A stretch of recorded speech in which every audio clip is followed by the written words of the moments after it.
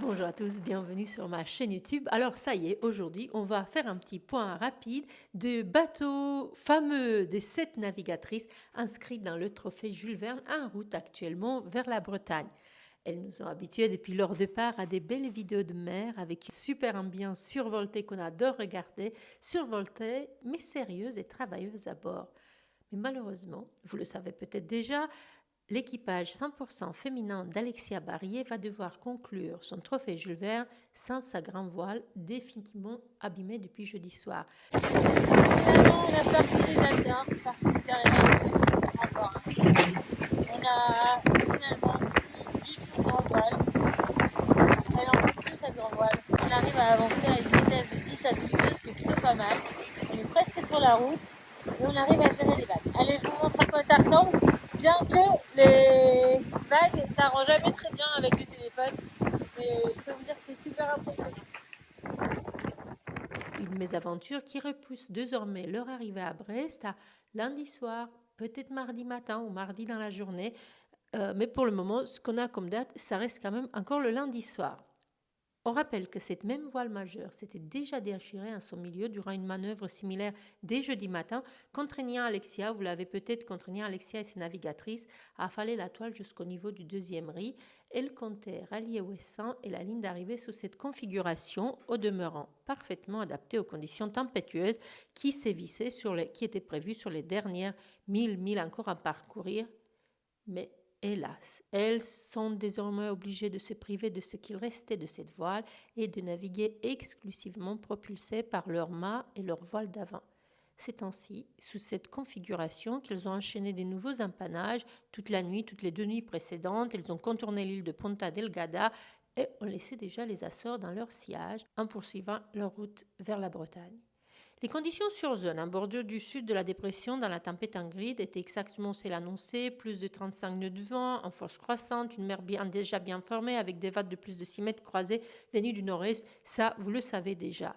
Ce qu'on voit sur leurs vidéos, après 55 jours de mer, ce qu'on entend surtout dans leurs vidéos, c'est que la fatigue se fait sentir. Mais la détermination de ces 7 navigatrices ne faiblit pas, propulsées par leur seul mât et voile d'avant, comme je le disais, elles martèlent leur route vers Eusin. Ce défi est historique. Pourquoi? Parce que jamais, depuis Tracy Edwards en 1988, aucune équipe entièrement féminine n'avait mené un tour de monde d'un multicoque géante. Alexia et son équipage ambitionnaient même, ni plus ni moins, que d'inscrire un temps de référence autour du monde, aux côtés des plus grands marins et des exploits dits d'export, le trimarin légendaire de Francis Joyon, Armel Lecléache, Loïc Perron ou Franck Camas, car elle navigue sur le bateau détenteur du record. Mais pour le moment, et sans casse pour Sodebo, comme je vous le disais dans ma vidéo de ce matin, c'est Sodebo qui devrait arriver et battre le record détenu par Francis Joyon. Alors, petit rappel sur l'équipe d'Alexia qui nous a mené tambour battant et avec ses grands sourires ce trophée Jules Verne. Et puis, vous le savez, je vous le dis toujours ici, à mer, tant que c'est pas fini, c'est pas fini, on ne sait jamais ce qu'il peut se passer.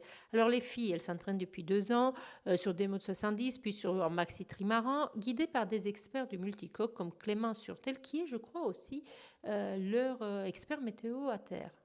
L'objectif d'Alexia était clair dès le départ, réunir un équipage exclusivement féminin pour un tour du monde sans assistance ni escale et montrer que ce défi ultime est à la portée des femmes volontaires et déterminées et elles sont en train de le finir. Alors quelle est cette équipe? Quelles sont les 7 navigatrices de 7 nationalités différentes qui se trouvent sur ce bateau en route aujourd'hui pour la Bretagne? Alexia Barrier, que je ne vous présente plus, vous la connaissez bien ici au Sable d'Olonne, depuis le Vendée Globe surtout, elle nous a impressionné pas mal. Elle a dit assez vite après le Vendée Globe qu'elle avait envie d'avoir un autre projet, d'avoir ce projet-là. Je ne reviens pas là-dessus, parce que nous en sans doute reparlerons au moment de leur arrivée. Donc, Alexia Barrier, France, skipper, Dika Fari, Royaume-Uni, la seconde, Annemieke Bess, Pays-Bas, je peux mal prononcer leur nom, Rebecca Gmur-Hornell, Suisse et Nouvelle-Zélande, Deborah Blair, Royaume-Uni, Molly Lapointe, États-Unis, Tamara Chiquita Etchegoyen, Espagne, Stacy Jackson, Australie. Voilà, je suis désolée si j'ai mal prononcé leur nom, l'anglais et vous vous doutez bien, la langue officielle à bord. Ce sont des filles, Alexia l'avait dit à un moment donné, ce sont des filles qu'elle connaissait, qui avaient déjà navigué avec elle. Elle avait même reçu plus de 300 candidatures, je crois, pour ce projet. Mais enfin, on en reparlera quand elles arriveront d'ici lundi ou mardi. Voilà, pour le petit aperçu rapide de leur projet et état des lieux avant la dernière ligne droite. On se retrouve, vous et moi, dès demain pour voir où ils en sont, nos 2 bateaux en lice pour le Jules Verne. D'ici votre réveil, si tout va bien, Sodebo devrait avoir coupé la ligne d'arrivée et les filles devraient être bien sorties de la tempête. Je vous embrasse, belle soirée à vous, à bientôt.